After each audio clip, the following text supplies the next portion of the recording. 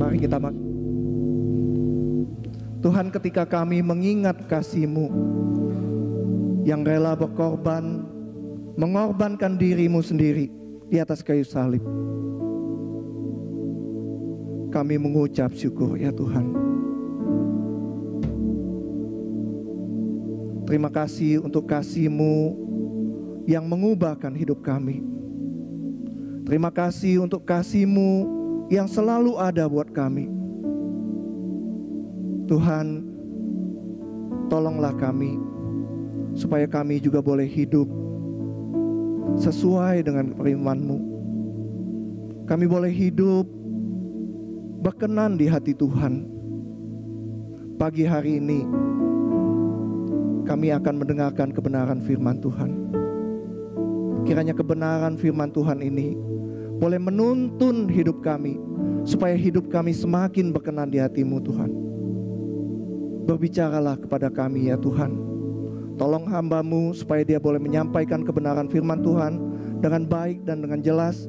Tuhan, tolong kami, Roh Kudus memampukan kami untuk mengerti kebenaran firman Tuhan ini. Terima kasih Tuhan. Di dalam nama Tuhan Yesus kami berdoa. Amin. Shalom, selamat pagi Bapak Ibu. Ya, senang bisa melayani pemberitaan firman Tuhan pada pagi hari ini. Nah, saya tadi seperti saya katakan ada antusiasme saya lihat di wajah Bapak Ibu yang pagi hari ini menghadiri ibadah yang jam 5 pagi ini. Nah, Bapak Ibu, tema firman Tuhan pagi hari ini adalah Paskah, ya. Paskah gitu ya. Jadi apakah pemahaman kita itu sudah paskah iman dan pemahaman kita mengenai kematian dan kebangkitan Tuhan Yesus? Firman Tuhan hari ini diambil dari 1 Korintus 15 ayat 12 sampai 19. Oke. Ya. 1 Korintus 15 ayat 12 sampai 19 kita akan baca bersama-sama Bapak Ibu. Saya sudah menyediakan slide-nya. Saya mengambil dari terjemahan baru yang kedua ya. 1 Korintus 15 ayat 12 sampai 19, beginilah firman Tuhan. Jadi, sama-sama ya. Jadi, bila mana diberitakan bahwa Kristus dibangkitkan dari antara orang mati, bagaimana mungkin ada di antara kamu yang mengatakan bahwa tidak ada kebangkitan orang mati? Seandainya tidak ada kebangkitan orang mati, Kristus juga tidak dibangkitkan. Andai kata Kristus tidak dibangkitkan, sia-sialah pemberitaan kami dan sia-sialah juga kepercayaan kamu. Lebih daripada itu, kami ternyata berdusta terhadap Allah karena tentang Dia kami katakan bahwa Ia telah membangkitkan Kristus, padahal Ia tidak membangkitkannya. Andai kata benar bahwa orang mati tidak dibangkitkan. Sebab jika benar orang mati tidak dibangkitkan, Kristus juga tidak dibangkitkan. Jika Kristus tidak dibangkitkan, sia-sialah kepercayaan kamu dan kamu masih hidup dalam dosamu. Demikianlah binasa juga orang-orang yang mati dalam Kristus. Jikalau kita hanya hidup dalam hidup ini, menaruh harapan pada Kristus, kita adalah orang-orang yang paling malang dari segala manusia. Oke, Bapak Ibu, sebelum kita masuk dalam pembahasan firman Tuhan, saya mau memberikan pertanyaan kuis terlebih dahulu. Saya sudah siapkan hadiahnya Bapak Ibu ya. Nah, yang anak-anak juga boleh ikut ya. Nah, jadi seperti yang lalu, saya akan menunjukkan beberapa gambar Bapak Ibu, dan kemudian Bapak Ibu menebak dalam satu kata yang menjadi kesamaan dari beberapa gambar tersebut ya. Saya ulangi ya Bapak Ibu. Saya akan menunjukkan beberapa gambar dan Bapak Ibu silakan tebak dengan satu kata saja. Satu kata saja yang menjadi kesamaan dari beberapa gambar tersebut ya. Nah, saya akan lihat ya. Yang anak-anak juga boleh. Gambarnya ini Bapak Ibu. Kalau yang tahu silakan angkat tangannya. Apa yang menjadi kesamaan dari beberapa gambar ini? Ya. Oh. Hah? Bukan. Domi. Hah? Iya, betul sekali, Korea. Silakan. Domi ambil sini. Iya. Oke. Ya. Nah Bapak Ibu, yang menjadi kesamaan dari beberapa gambar ini adalah Korea Bapak Ibu. Yang saya maksudkan adalah Korea Selatan ya. Mungkin di antara kita memiliki beberapa alat elektronik di rumah dari Korea ya, buatan LG. Atau mungkin Bapak Ibu punya handphone Samsung dari Korea gitu ya. Nah, kemudian ibu-ibu yang di sini mungkin hobi nonton drakor gitu ya. Nah, ini ada beberapa drakor terbaru 2025. Terus mungkin yang muda senang dengan boy band gitu ya, Korea boy band gitu. Nah, anak saya juga ngomong, wah kalau mau cari kosmetik itu kosmetik yang bagus tuh kosmetik Korea Bapak Ibu. Nah Bapak Ibu juga, saya sering kali melihat teman-teman saya gitu yang update status, wah lagi liburan di Korea Bapak Ibu ya. Nah Bapak Ibu, seluruh dunia saat ini sedang keranjingan Korea.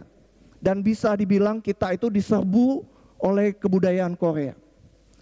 Nah namun Bapak Ibu, saya mau mengajak Bapak Ibu melihat lebih jauh tentang Korea. Apakah Bapak Ibu tahu cerita tentang asal-usul nenek moyang orang Korea? Ya, Bapak Ibu tahu nggak cerita tentang asal-usul nenek moyang Korea? Nah menurut cerita, nenek moyang orang Korea itu berasal dari Cina Bapak Ibu. Ya, nenek moyang orang Korea itu berasal dari Cina. Dikisahkan waktu itu yang menjadi kaisar itu adalah Kaisar Qin Shi Huang, ya, Qin Shi Huang gitu ya. Nah, Bapak Ibu, Kaisar Qin Shi Huang ini adalah kaisar yang hebat sekali ya. Kalau Bapak Ibu tahu mengenai tembok besar Cina yang sangat terkenal itu, kaisar inilah yang pertama kali memulai pembangunannya. Nah, dia adalah salah satu kaisar yang paling hebat di sepanjang sejarah Cina.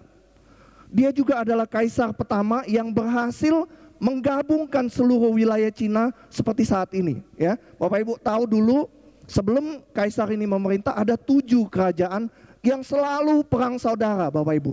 Lalu kemudian di bawah kepemimpinan dia berhasil mengalahkan semua 7 kerajaan tersebut dan menyatukannya menjadi satu kerajaan. Dan Bapak Ibu tahu nama Cina itu sebenarnya berasal dari nama kaisar ini ya. Qin itu ya. Jadi Kaisar Qin itu kemudian dijadikan nama negara itu sampai sekarang, negara Qin ya, negara Cina gitu. Nah Bapak Ibu, di puncak kejayaan dan kehebatannya, kaisar ini tidak mau semua itu berakhir. Dia tahu bahwa suatu hari dia akan mati dan semua yang sudah dia capai itu akan sia-sia dan dia tinggalkan. Bapak Ibu tahu kaisar ini begitu takut matinya. Lalu dia berusaha dengan segala cara supaya dirinya tidak mati. Bapak Ibu tahu apa yang dia lakukan? Dia mengirim utusannya, mengirim prajuritnya ke semua daerah wilayah Cina tersebut untuk mencari eliksir. Jadi mencari semacam ramuan rahasia untuk hidup abadi. Dan Bapak Ibu, kaisar ini berkata kepada utusannya, cari sampai ketemu, jangan pulang kalau tidak ketemu rahasianya. Jangan pulang kalau kamu belum menemukan ramuan rahasia hidup abadi itu. Ketemu nggak Bapak Ibu? Kalau ketemu mungkin tidak ada orang Korea saat ini gitu ya. Mungkin ada versi lain lagi Bapak Ibu. Kalau ketemu rahasia hidup abadi itu, maka mungkin tidak akan ada orang Korea saat ini Bapak Ibu. Nenek moyang orang Korea itu dikisahkan adalah utusan-utusan dari Kaisar Qin itu, yang kemudian berjalan sampai ke semenanjung Korea itu, sampai ke ujung laut itu ya, sampai udah nggak bisa nyebrang lagi, dan mereka tidak menemukan rahasia hidup abadi itu. Dan mereka nggak berani pulang. Lalu mereka beranak cucu menetap di tempat itu dan menjadi cikal bakal atau asal mulanya nenek moyang bangsa Korea. Bapak Ibu, ironisnya begini.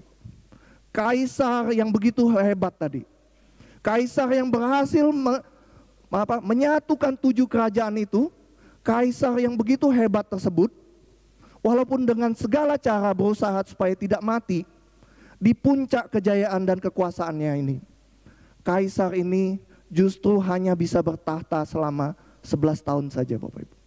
Dia meninggal di usia 49 tahun. Usia yang sangat muda sekali Bapak Ibu. Nah ini Bapak Ibu tahu gunung yang di depan di belakang itu adalah makamnya Bapak Ibu. Ya, makamnya Bapak Ibu. Ya. Nah, Bapak Ibu tahu apa penyebab kematiannya? Ada yang tahu penyebab kematiannya? Penyebab kematiannya justru adalah sebuah cairan yang waktu itu dianggap sebagai ramuan rahasia hidup abadi Bapak Ibu. Ya. Jadi penyebab kematiannya adalah cairan merkuri Bapak Ibu. Kalau Bapak Ibu tahu air raksa, ya, air raksa yang model lama itu kan ada cairannya. Kalau pecah, Bapak Ibu tahu kan ada kayak airnya gitu ya, yang nggak bisa nyatu. Kalau kita goyang-goyangin dia bisa jalan itu. Itu air raksa, merkuri Bapak Ibu. Dan waktu itu cairan itu dianggap sebagai ramuan hidup abadi Bapak Ibu. Dan kemudian dia membuat sebuah sungai yang berisi cairan merkuri itu. Dan karena cairan merkuri itulah kemudian dia keracunan dan akhirnya meninggal dalam usia yang sangat muda. Bapak Ibu tahu begitu megahnya kuburan yang tadi itu ya. Pada tahun 1974 kuburannya itu ditemukan dengan tidak sengaja oleh beberapa orang petani gitu. Dan di lokasi itu Bapak Ibu lihat ini ya. Ada patung ribuan prajurit, ada 8.000 prajurit. Dan ada pasukan kudanya juga, ada dayang-dayangnya, ada pembesar-pembesarnya yang dia buat Bapak Ibu untuk mengawal dia masuk ke dunia orang mati Bapak Ibu. Tadi yang saya kasih lihat tadi gunung tersebut itu makam utamanya dan sampai sekarang belum dibuka. Tapi para ahli berhasil melihat bahwa di dalam kubur itu ada sebuah kota dengan istana yang besar, lengkap dengan sungai-sungai merkurinya Bapak Ibu. Bapak Ibu, kaisar yang hebat ini berhasil menaklukkan seluruh Cina di bawah kekuasaannya, tapi dia tidak bisa menaklukkan kematian. Ya, dia berusaha mencari rahasia hidup abadi, tapi malah mati keracunan karena cairan yang dianggapnya bisa membuat hidupnya abadi. Dia berusaha mempersiapkan kematiannya dengan sedemikian rupa sebaik mungkin, tetapi semua yang dia lakukan itu sia-sia. Sia-sia. Bapak Ibu, dulu waktu di Jakarta ada satu customer atau pelanggan saya yang setiap tahun itu mengadakan acara open house waktu perayaan Imlek gitu. Nah, kami tiap tahun biasanya pergi ke tempat pelanggan saya itu ya untuk merayakan bersama-sama. Nah, satu kali ketika papanya Lina meninggal, bos perusahaan itu langsung kontak saya gitu ya. Dia dengar juga kalau papa mertua saya meninggal gitu. Nah, dia kontak itu bukan untuk menyatakan bela sungkawa Bapak Ibu, bukan. Tapi dia ngomong begini. Dia bilang kamu kan mertuanya baru meninggal ya. Iya, saya bilang gitu. Saya pikir dia mau mengucapkan turut berbela sungkawa. Dia berkata begini Bapak Ibu, tahun ini kamu jangan datang dulu ya perayaan Imlek. Ya, dia bilang begitu Bapak Ibu. Tahun ini kamu jangan dulu datang perayaan Imlek. Kenapa Bapak Ibu? Kenapa dia bisa berkata demikian? Karena ada kepercayaan orang Cina, itu orang Chinese gitu, yang mengatakan kalau orang yang mati itu bisa membawa kesialan, bisa mengajak orang lain untuk mati juga Bapak Ibu. Nah, itu yang terjadi Bapak Ibu. Dan apa yang terjadi kepada kaisar tadi, apa yang dikatakan oleh customer saya itu, sebenarnya Bapak Ibu mewakili apa yang menjadi pandangan orang banyak tentang kematian. Kematian bagi banyak orang adalah sebuah misteri yang menakutkan. Kematian bagi banyak orang adalah sebuah hal yang menakutkan, yang harus dihindari, sebuah bencana atau musibah. Kematian bagi banyak orang adalah akhir perjalanan hidup. Kematian bagi banyak orang adalah sebuah liang kubur yang gelap, dingin dan menakutkan. Bapak Ibu, apa kata firman Tuhan mengenai hal ini? Ya, apa kata firman Tuhan mengenai kematian? Nah, Bapak Ibu, yang pertama, salah satu penyebab banyak orang takut akan kematian itu adalah karena ini Bapak Ibu. Karena tidak tahu kemana mereka akan pergi setelah mati. Ya, saya ulangi Bapak Ibu. Banyak orang takut akan kematian. Kenapa? Karena tidak tahu kemana mereka akan pergi setelah mati. Karena mereka tidak tahu kemana mereka pergi, maka kematian itu menjadi sebuah misteri yang menakutkan. Nah, apa kata firman Tuhan mengenai ini Bapak Ibu? Ya, firman Tuhan katakan begini. Pengkhotbah 12 ayat 7 berkata, dan debu manusia kita itu kembali menjadi tanah seperti semula, dan roh kembali kepada Allah yang mengaruniakannya. Firman Tuhan katakan begini, debu kembali menjadi tanah seperti semula, dan roh kembali kepada Allah yang mengaruniakannya. Bapak Ibu, firman Tuhan jelas mengatakan bahwa setelah mati, tubuh kita kembali menjadi debu. Tapi roh kita, nafas hidup kita itu tetap hidup, bukan hilang atau lenyap. Roh kita itu kembali atau masuk ke sebuah tempat yang disebut dunia orang mati. Roh kita bukan gentayangan. Roh kita tidak berkeliaran kemana-mana Bapak Ibu. Nah, itu kata firman Tuhan. Dalam Alkitab, dunia orang mati itu disebut soul gitu ya. Dalam bahasa Ibraninya, dalam perjanjian lama, nama dunia orang mati itu namanya soul, Seol gitu ya. Nah, kemudian di dalam bahasa Yunaninya tuh Hades. Nah Bapak Ibu, awalnya dunia orang mati itu tempat yang netral. Maksudnya begini, semua orang masuk ke dalam dunia orang mati, baik itu orang yang baik atau orang yang jahat gitu Bapak Ibu ya. Semuanya masuk ke dalam dunia orang mati. Nah, tapi kemudian Tuhan Yesus itu memberitahukan dalam pengajarannya dan pengajaran para rasul, dijelaskan Hades itu sekarang menjadi tempat orang yang tidak percaya. Tapi Firdaus menjadi tempat bagi orang yang percaya. Bapak Ibu ingat kemarin ya, khotbah tentang itu ya, penjahat yang di sebelah. Hari ini juga engkau bersama-sama aku dengan aku di mana? Firdaus, Bapak Ibu. Nah, jadi dunia orang mati itu sekarang dibedakan dua. Hades menjadi dunia orang mati untuk orang yang tidak percaya. Firdaus, dunia orang mati bagi orang yang percaya. Dan akhir zaman nanti Bapak Ibu, orang yang ada di dalam Hades itu akan dibuang ke dalam Gehenna, neraka Bapak Ibu. Tetapi orang-orang yang dalam Firdaus itu di akhir zaman akan masuk ke dalam Uranus atau surga tadi Bapak Ibu. Nah, itu tempat orang mati Bapak Ibu. Dan firman Tuhan jelas mengatakan itu. Seharusnya kita sebagai orang-orang percaya tidak takut mati. Kenapa? Karena kita tahu kemana kita pergi.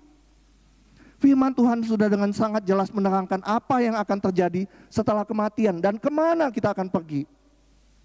Firman Tuhan tadi mengatakan, roh kita itu tidak lenyap. Kita tidak menuju ketidakpastian, tetapi kembali kepada Allah. Bagi orang percaya, kematian itu bukan pintu kehancuran, tapi pintu masuk ke dalam hadirat Tuhan.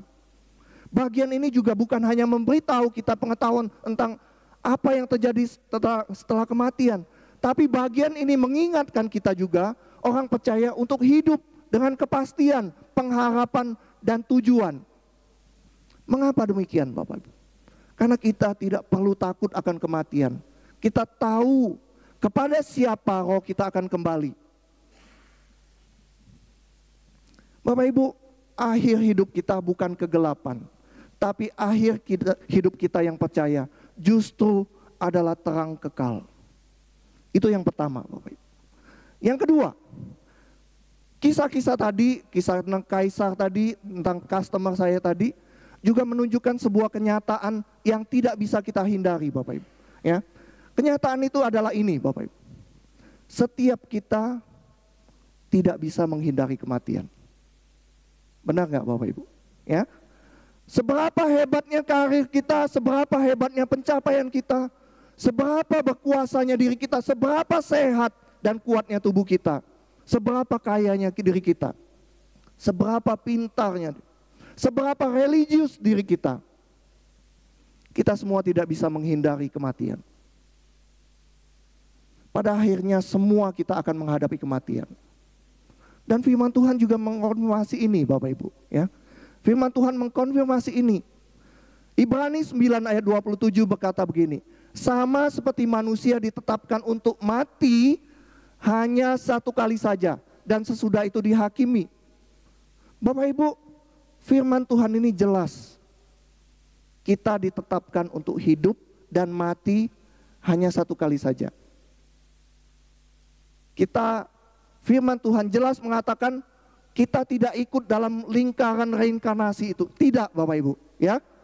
Firman Tuhan jelas mengatakan kita hidup satu kali dan mati satu kali, sesudah itu kita semua dihakimi. Bapak Ibu, kita bisa menunda rasa sakit gigi misalnya ya. Kita makan obat untuk menghilangkan rasa sakit. Kita bisa menunda rasa sakit itu. Saya pernah gitu sakit gigi gitu, pergi ke dokter malah nggak bisa dicabut, Bapak Ibu kan. Nah, kita bisa menunda rasa sakit itu. Kita bisa juga menunda misalnya bayar tagihan, ya. Bahkan menunda pernikahan atau menunda punya anak. Tapi tidak ada yang bisa menunda kematian, Bapak Ibu. Seberapa hebat pun teknologi sekarang, sains atau usaha manusia seperti Kaisar tadi, tidak ada yang bisa melewati batas waktu yang ditetapkan oleh Tuhan. Dulu mama saya sering berkata, di belakang rumah kami itu kan ada kuburan, Bapak Ibu ya, kuburan. Di belakang rumah kami persis, jadi di belakang ada jendela, kalau ada orang yang dikuburkan biasanya kami bisa nonton gitu ya dari tangga. Nah, Bapak Ibu, mama saya berkata begini, Bapak Ibu. Dia berkata, coba lihat, kuburan itu ada yang panjang, ada yang pendek. Kuburan itu ada yang panjang, ada yang pendek, Bapak Ibu. Bapak Ibu tahu, mengerti apa yang dimaksud oleh mama saya bukan ya? Itu artinya apa? Kematian itu tidak pilih-pilih, Bapak Ibu. Ada yang tua, ada yang masih muda, ada yang bayi. Yang muda juga jangan merasa lebih lama. Ada yang kaya, walaupun dia kuburannya begitu besar gitu, tapi dia tetap mati juga. Ada hal yang sederhana, ada orang-orang yang sederhana, ada orang yang taat, yang memberontak. Tapi satu hal yang pasti, semua orang akan mati. Dan firman Tuhan memberitahu kita alasan kenapa kematian itu tidak bisa dihindari. Kematian itu tidak bisa dihindari karena kematian atau maut itu adalah upah dari dosa. Kematian itu adalah upah dari dosa. Dosa adalah penyebab utama kematian, bukan usia, bukan penyakit, bukan kecelakaan, tetapi dosa, Bapak Ibu. Firman Tuhan juga jelas mengatakan bahwa semua orang telah berbuat dosa dan kehilangan kemuliaan Allah. Oleh karena itu, Bapak Ibu, kedua ayat ini mengatakan setiap orang manusia yang ada di dunia ini satu hari pasti akan mati. Kenapa? Karena semua orang telah berbuat dosa dan telah kehilangan kemuliaan Allah. Dan upah dosa ialah mati, Bapak. Tidak ada orang yang kebal terhadap maut atau kematian. Tidak ada seorang pun yang bisa luput dari kematian. Kematian bukan cuma hanya sekedar berhenti bernafas. Firman Tuhan katakan gini, Bapak Ibu. 1 Korintus 15 ayat 26. Musuh yang terakhir yang dibinasakan ialah maut. Bapak Ibu, maut atau kematian itu adalah musuh. Musuh yang terakhir yang dikalahkan. Bapak Ibu, maut atau kematian itu musuh. Ia merusak, ia datang dengan diam-diam, ia menakutkan. Akan tetapi puji Tuhan, Bapak Ibu, kematian bukanlah musuh yang tidak terkalahkan. Saya ulangi, Bapak Ibu. Kematian bukanlah musuh yang tidak terkalahkan. Benar, kita semua sudah berbuat dosa. Benar, upah dosa ialah maut. Benar, kita semua tidak akan luput. Tapi Bapak Ibu, kematian bukanlah musuh yang tidak terkalahkan. Allah tidak membiarkan manusia binasa dalam dosanya. Allah tidak tinggal diam saat kita semua sedang menuju maut tersebut. Dia mengirim satu-satunya pribadi yang sanggup mengalahkan maut itu, yaitu Yesus Kristus, juru selamat kita. Itu yang kedua, Bapak Ibu. Yang ketiga, Bapak Ibu, kematian selalu menimbulkan kepedihan dan kesedihan. Kematian selalu menimbulkan kepedihan dan kesedihan. Tadi saya sudah katakan kalau kematian adalah sebuah misteri yang menakutkan bagi banyak orang. Kematian tidak bisa dihindari. Nah, kematian juga menimbulkan kepedihan dan kesedihan. Kematian merenggut orang-orang yang kita kasihi. Kematian selalu menimbulkan tangis kehilangan. Bapak Ibu, firman Tuhan katakan ini, Bapak Ibu. Saya waktu pertama kali baca ayat ini, saya maksudnya sampai speechless gitu ya Bapak Ibu. Ada ternyata ayat yang seperti ini Bapak Ibu. Firman Tuhan dalam Yesaya ini berkata begini. Sebab itu dunia orang mati akan membuka kerongkongannya lebar-lebar dan akan mengangakannya mulutnya tidak terhingga, sehingga ke dalamnya lenyaplah kesemarakan dan keramaian Yerusalem, keriuhan dan kegirangan kota itu. Bapak Ibu, itulah realitas dari kematian, bukan? Ya. Kematian itu seperti membuka kerongkongannya lebar-lebar dan menyedot semua orang yang hidup itu ke dalamnya. Sehingga hilanglah semarak, keramaian, keriuhan, dan kegirangan. Bapak Ibu, tangis kematian itu bukanlah hal yang asing dalam Alkitab. Bahkan Alkitab mencatat sendiri, kalau Tuhan Yesus itu juga menangis Bapak Ibu. Nah Bapak Ibu, waktu saya membaca ayat ini, saya tuh sempat bingung juga. Gitu. Lalu menangislah Yesus.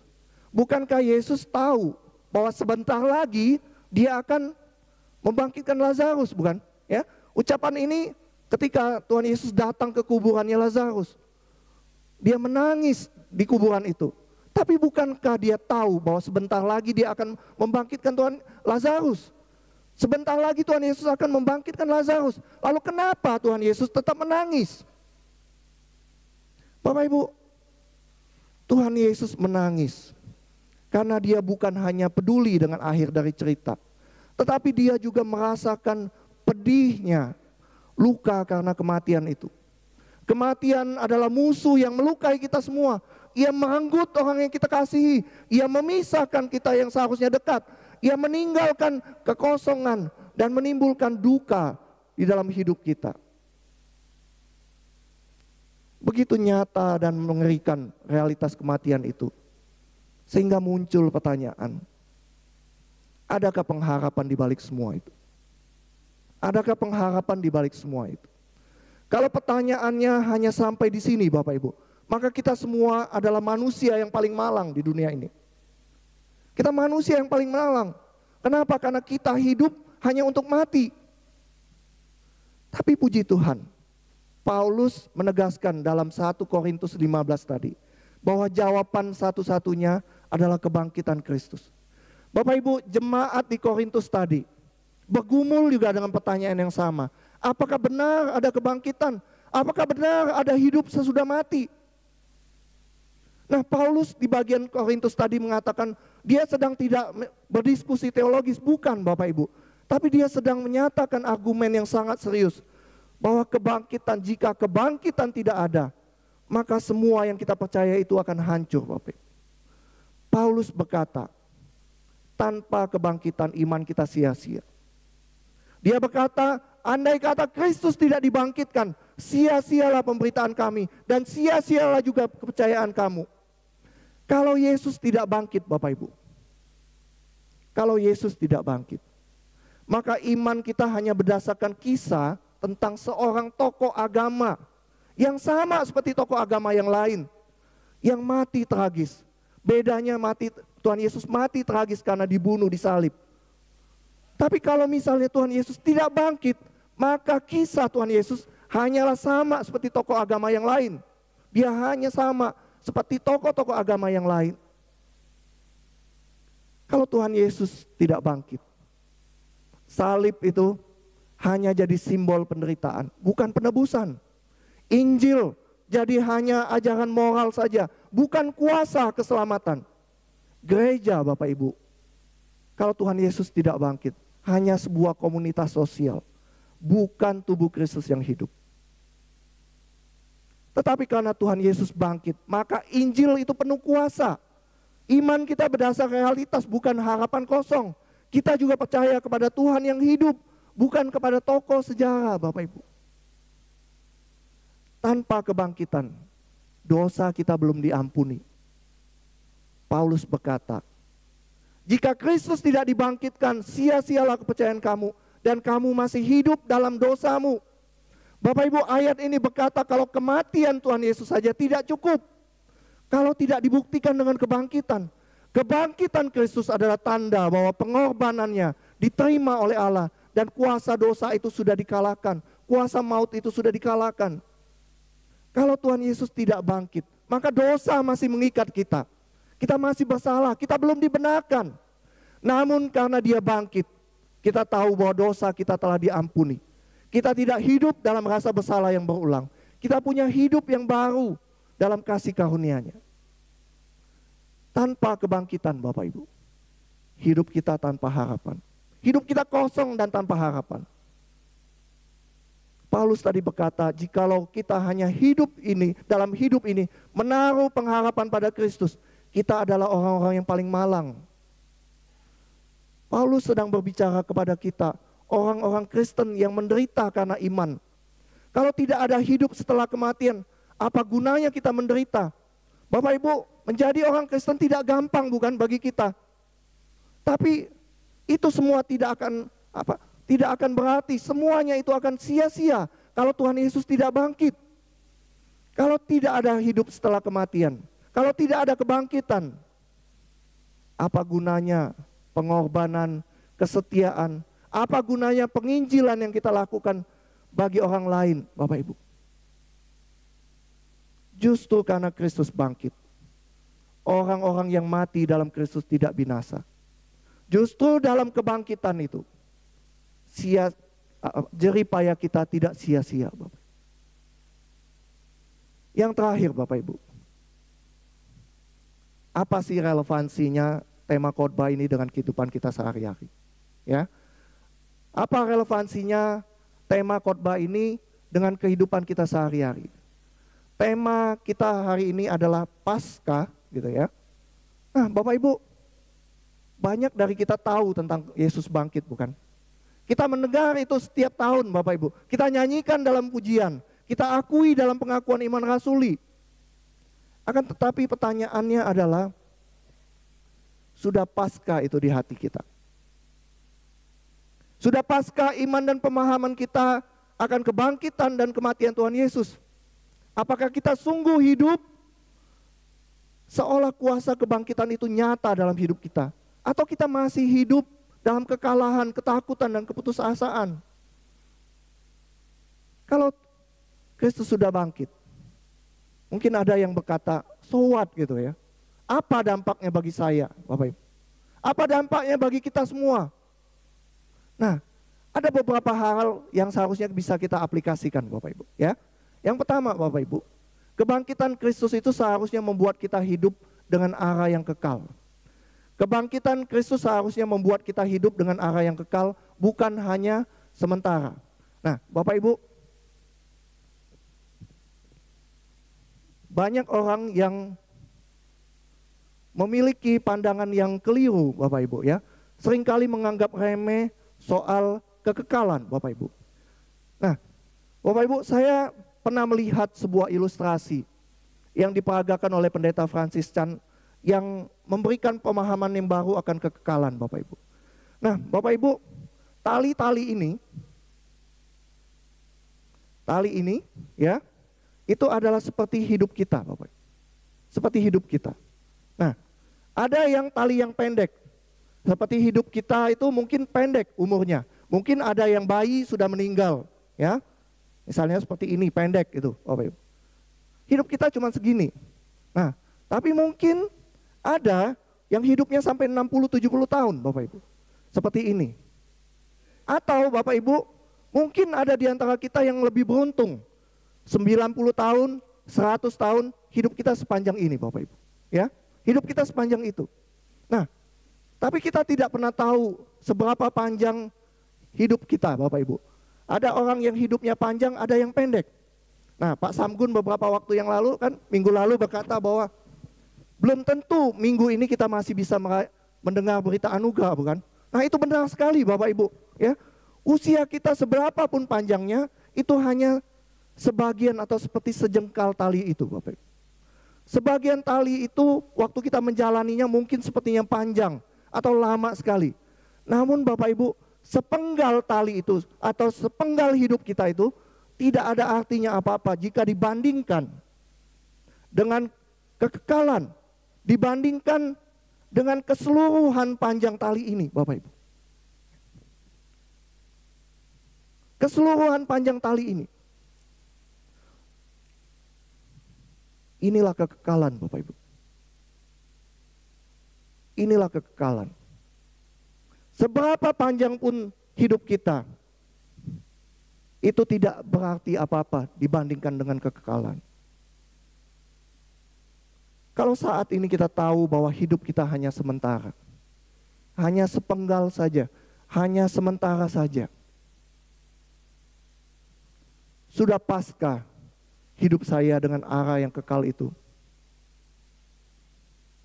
Sudah paskah hidup saya dengan arah yang kekal itu?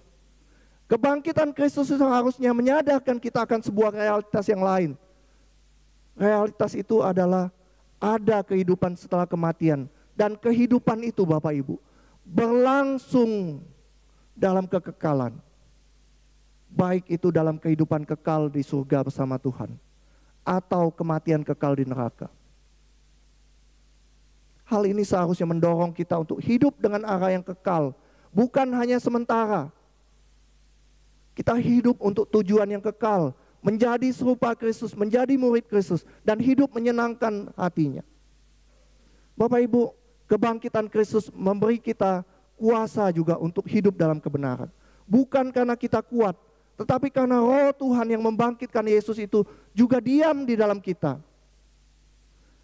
Pasca, saya sungguh percaya bahwa kuasanya bekerja dalam diri saya. Apakah saya sudah mengalami kuasanya bekerja dalam hidup saya?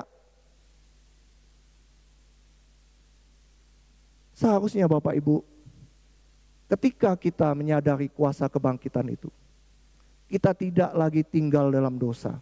Kita tidak tinggal dalam luka lama. Kita tidak tinggal dalam identitas palsu. Karena kuasa kebangkitan itu sudah bekerja dalam hidup kita. Kebangkitan Kristus seharusnya juga membuat kita melihat sekeliling kita. Bapak Ibu, kalau kita tahu bahwa hidup kita hanya sementara dan hidup setelahnya adalah kekekalan, maka harusnya kita melihat sekeliling kita, kepada orang-orang yang ada di sekeliling kita yang belum mengenal Tuhan Yesus. Ketakutan akan kematian, kehilangan keharapan, kehampaan. Kita semua adalah orang-orang yang tahu ada pengharapan yang hidup. Tapi banyak orang di luar sana yang belum mengetahuinya. Pasca hidup saya dengan pengharapan ini. Jangan diam, jadilah saksi.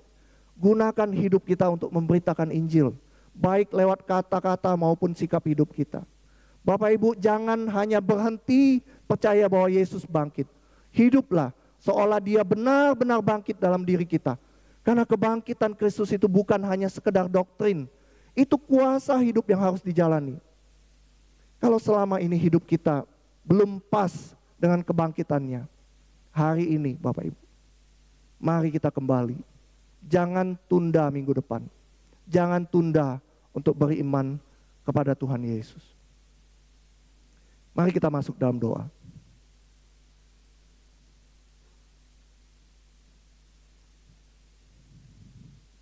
Tuhan Yesus, kami bersyukur karena hari ini Engkau bukan hanya telah mengingatkan kami tentang realitas kematian, namun juga tentang kuasa kebangkitan-Mu yang sudah mengalahkan maut. Terlebih dari itu ya Tuhan, kami tidak ingin hanya sekedar tahu bahwa Engkau bangkit, tetapi kami rindu hidup dalam kuasa kebangkitan-Mu setiap hari. Ampuni kami ya Tuhan, kalau selama ini iman kami masih ragu, pengharapan kami goyah, dan hidup kami belum mencerminkan kemenangan.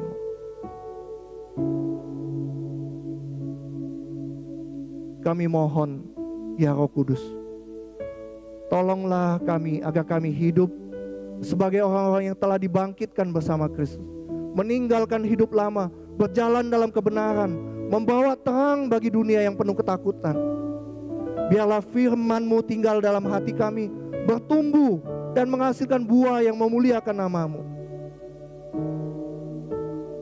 Di dalam nama Tuhan Yesus Kristus, Tuhan dan Juru Selamat kami yang hidup, kami berdoa. Amin. Tuhan memberkati Bapak Ibu semua.